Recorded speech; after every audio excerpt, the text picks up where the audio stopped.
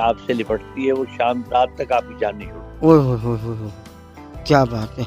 बिल्कुल जनाब, गर्मी का मौसम है, मई चल रहा है यकीनी तौर पर। लेकिन लाहौर में भी बहुत गर्मी है। लाहौर में जब मैं उतरा हूँ जी। तो जहाज में को पायलट ने ऐलान किया कि इस बार टेम्परेचर जो है वो 44 डिग्री सेंटीग्रेड है। ओहो, अब आप अंदाजा कर लीजिए कितनी गर्मी होगी। 44, बहुत ज़्यादा, बहुत ज़्यादा। बिल्कुल जनाब, मौसम की बात हो रही है और हसन भाई ने इतने सारे मुल्कों की जर्नी की है।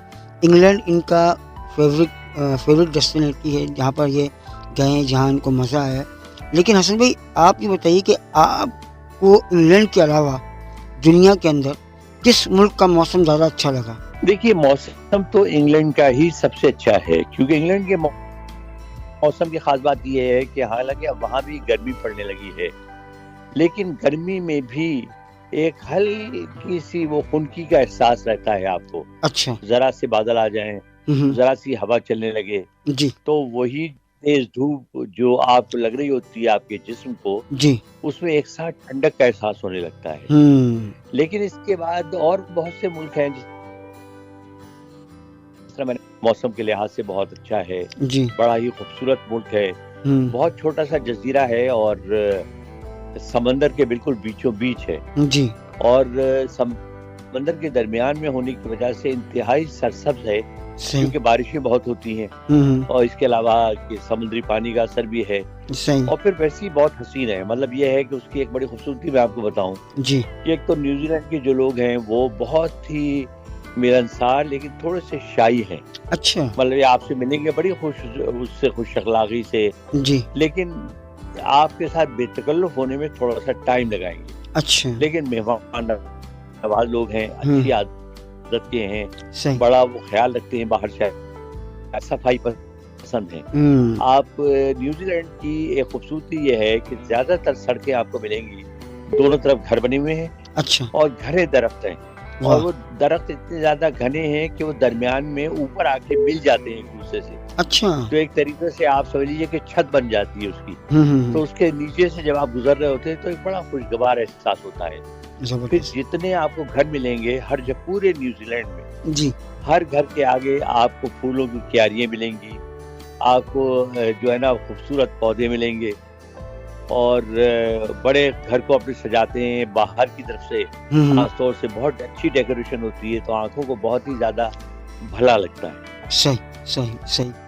अच्छा हसन भाई ये बताइएगा, चूँकि इंडिया की बात भी चली थी बीच में भी, तो इंडिया के आप गर्मी वाले मौसम में ज़्यादा गए हैं या सर्दी वाले मौसम में, और वहाँ पर सर्दी और गर्मी का क्या एहसास हुआ है आपको पाकिस्तान के बारे में? देखिए, इंडिया पाकिस्तान के मौसम तकरीबन एक जैसे हैं। अच्छा। मसलन अगर आप दिल्ली चले जाएं तो दिल्ली और लाहौर का मौसम के जो हालात हैं मौसम के, वो बिल्कुल एक जैसे हैं। अच्छा। उसी तरह गर्मी होती है, उसी तरह लूएं चलती हैं, उसी तरह ठंड होती है, उसी तरह कोहर पड़ती है। शहर भी बहुत मिलता जुलता है, यानी अगर लाहौर को खींच के बड़ा कर दिया जाए तो वो दिल्ली हो जाएगा। ओह अच्छा। इमारतों का अंदाज वही है, वही सुर्ख ईंटों से बनी हुई इमारतें, वही तारीखी जो है इमारतें वहाँ मौजूद हैं। हमारे यहाँ लाहौर में शाही मस्जिद है, वहाँ पर बादशाही मस्जिद है बहुत बड़ी। सही। ठीक है ना। यहाँ भी शाही किला है, वहाँ लाल किला कहलाता है वो। तो इमारतें भी बहुत मिलती जुलती हैं और जो आप जब घूम फिर के देखेंगे तो आपको बाज़ औक़ात गलियों और सड़कों में भी बहुत ज्यादा मुशाबियत नजर आएगी लाहौर और दिल्ली में आपस में। अच्छा, सही। जी हाँ, सही। इसका मतलब है कि बॉम्बे और कराची का मौसम भी सेम ही होगा, क्योंकि वो दोनों साहिल के किनारे हैं। हाँ, जाहिर है वो भी वो समझिए। देखिए, एक जमाने में कहा जाता था कि ट्विन सिटीज हैं। अच्छा। क्योंकि इनकी आदत एक जैसी हैं, मौसम एक जैसा है, तकरीबन लेआउट जैसा है, उसी तरह बिल्डिंगें हैं, उसी हवा में नमी होती है, उसी तरह जो है गर्मी और सर्दी होती है जी। तो लिहाजा मुंबई और कराची में बहुत मुमासलत है और लाहौर और दिल्ली में। सही सही, बिल्कुल सही। अच्छा हसन भाई, कैसी मसरूफियत रही है कराची में आपकी मुलाकात हुई मेरे उस्ताद मोहतरम जनाब अजनबी भाई से, और उनका असल नाम है अत्थर, और उनका वैसा जो नाम उनको लोग जानते हैं वो अजनबी के नाम से जानते हैं। कैसी मुलाकात रही आपकी उनसे? और भाई मैंने तो पहले तो उनके नाम पे एतराज अच्छा। या मैंने कहा यार आपकी खुशअकली तो कहीं से नहीं लगते। अच्छा। तो लिहाजा ये अपना नाम जो है ना, मोहब्बत करने वाले इंसान हैं। जी जी। और वो बहुत मेरे पीछे पड़े हुए थे कि मेरी फैमिली आपसे मिलना चाहती है। अच्छा। तो मैं, जाहिर है मेरे लिए भी बड़ी खुशी की बात थी। अच्छा। तो मैं उनके पास मैंने कोई 2-2.5 घंटे गुजारे।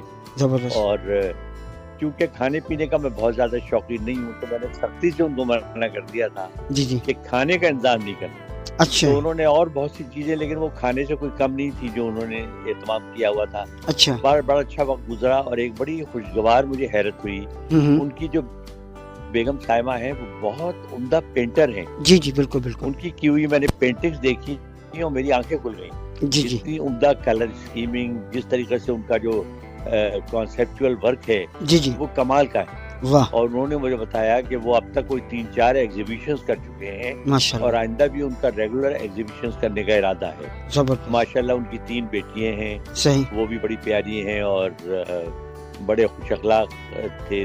सब पूरी फैमिली बड़ी खुश अखलाक थी। सही। बड़े अच्छे तरीके से पेश आए। बड़ा अच्छा वक्त गुजरा। जबरदस्त जबरदस्त। बिल्कुल जनाब। अज्जू भाई अगर सुन रहे हो हमें, तो अज्जू भाई आप मेरे तो उस्ताद मोहतरम हैं और मैं हमेशा उनको याद रखता हूँ। जहाँ भी कहीं फंसता हूँ तो अजनबी भाई से ज़रूर रब्ता करता हूँ, उनसे बहुत पूछता अच्छे हूँ। आदमी है, बहुत ही नफीस आदमी है। बिल्कुल। और हसन भाई से जाहिर बात है उनकी एक बहुत लंबी और काफ़ी 107 से भी उनसे मुलाकात है, कमेंट्री के हवाले से भी, तो हसन भाई से भी उनको बहुत ज़्यादा वो पसंद करते हैं और उनसे मुलाकात रही, यकीनन मज़ा आया होगा। इसके अलावा आपकी क्या मसरूफियात रही कराची में आपकी हसन भाई? बहुत ज़्यादा मसरूफियात रही, कुछ मेरे अपने काम थे। फिर वहाँ इतने ज़्यादा तादाद में लोग, दोस्त भी हैं, अजीज रिश्तेदार भी हैं जी, वैसे मिलने वाले भी हैं। फिर मीडिया के लोगों को आपको पता ही है कि जिसको पता चलता है वो कहता है जी हमें तो इंटरव्यू चाहिए आपका। सही। तो इस मरतबा एक दिलचस्प बात ये हुई कि मुझे नहीं मालूम था, जी एक चैनल है 88.6। जी जी वो पुलिस वालों का चैनल है। जी जी, ट्रैफिक पुलिस का। जी हाँ, ट्रैफिक पुलिस का बहुत अच्छा चैनल है। और उन्होंने मुझे इनवाइट किया इंटरव्यू के लिए। अच्छा। और फेसबुक पर उनका तकरीबन 2.5 घंटे का इंटरव्यू था। और इत्तेफाक से हॉकी के मशहूर ज़माना प्लेयर समीउल्लाह मेरे साथ थे। वाह। तो बड़ा मजा आया। जबरदस्त। और उनके जो एक्चुअली जो एंकर भी हैं और मॉडरेटर भी हैं और आरजे भी हैं, शहजादा। तो वो शहजादा साहब जो हैं वो बड़ी मोहब्बत करने वाले इंसान हैं जी। तो उन्होंने पहले टेलीविजन पे मेरा इंटरव्यू किया। एक वीनस टेलीविजन है, अच्छा। उस पे एक इंटरव्यू हुआ उसमें। और उसके बाद फिर वो मुझे ले गए अपने एफएम पे। जी। वहाँ पर वो एफएम पे लाइव भी हुआ और फेसबुक पे भी 2.5 घंटे का इंटरव्यू था। माशाल्लाह माशाल्लाह। बड़ा अच्छा रहा क्योंकि हमने हॉकी पे भी बात की, क्रिकेट पे भी बात की। जी। मुझे हॉकी से भी चूंकि बहुत दिलचस्पी थी तो मेरी उसके बारे में भी नॉलेज खासी ज्यादा है। जी जी। और फिर समीउल्लाह साहब जैसी शख्सियत मौजूद थी तो बड़ा मजा आया। बिल्कुल बिल्कुल। आपने हॉकी की बात की हसन भाई, तो क्यों ना हम हॉकी पे थोड़ी सी बात कर लें। ये हॉकी इस वक्त ज़वाल पजीर क्यों है? पाकिस्तान की हॉकी कहाँ पहुँच गई? जबकि पाकिस्तान का कौमी खेल भी है, लेकिन इसमें लगता है इस पर ना गवर्नमेंट तवज्जो दे रही है ना प्राइवेट सेक्टर तवज्जो दे रहा है। क्या समझते हैं आप हसन भाई? देखिए, सिर्फ हॉकी ही नहीं, तमाम ही खेल जो है वो तनज़ुली का शिकार हुए। सही। आपको मैं बताऊं, हमारी नई नस्ल को बिल्कुल नहीं पता होगा और मेरा ख्याल है ये रेडियो से उनके लिए बड़ी अच्छी इन्फॉर्मेशन होगी जी कि स्क्वाश में पाकिस्तान 50 साल जी आलमी चैंपियन रहा। जी हाँ। और आप ये देखिए कि एक जमाना था कि इस तरह छाया हुआ था जी कि जहांगीर खान ने, जो दुनिया के यानी बेहतरीन प्लेयर्स में से टॉप पर है, जी जहांगीर खान ने 500 मैचेस कंसेक्यूटिव जीते, माशाल्लाह एक शिकस्त भी उन्होंने नहीं हुई। माशाल्लाह। और जहांगीर खान के फौरन बाद जांशेर खान आ गए, जांशेर खान बहुत अच्छा आलमी चैंपियन रहे। जी जी। लेकिन स्क्वाश ज़वाल पजीर हुई। जी। उसके बाद एक जमाने में लोगों को ये बात नहीं पता होगी कि हम 80s तक जी रेसलिंग में और बॉक्सिंग में जी और फील्ड इवेंट्स में, एथलेटिक्स के, जी हम इंडिया से आगे थे। सही रेसलिंग में हमेशा हमारे एशियन गेम्स में मेडल्स इंडिया से ज्यादा होते थे। सही बात है। बॉक्सिंग में हमारे मेडल्स इंडिया से ज्यादा होते थे। सही। लेकिन उसके देखिए हुआ ये कि जिस तरह हमारे पूरे मुल्क में